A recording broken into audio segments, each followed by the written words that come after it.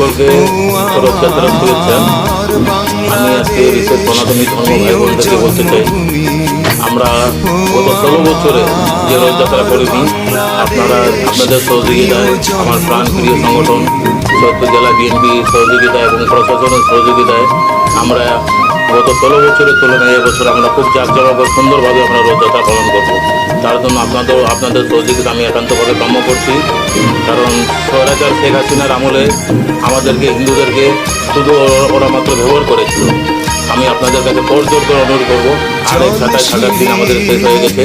আসুন আমরা একত্রিত হয়ে সুন্দরভাবে আমরা রথযাত্রা উদযাপন করি।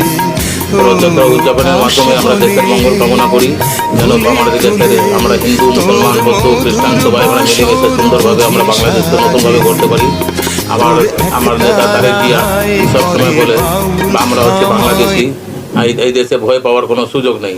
তাই আমি আপনাদের কাছে অনুরোধ করব, ভয় পাওয়ার কোনো সুযোগ নেই। আজকে যে হারে আমাদের এখানে মানুষ, দল বল নির্বিশেষে সবাই এসেছেন, আমি সকলকে ধন্যবাদ জানাই।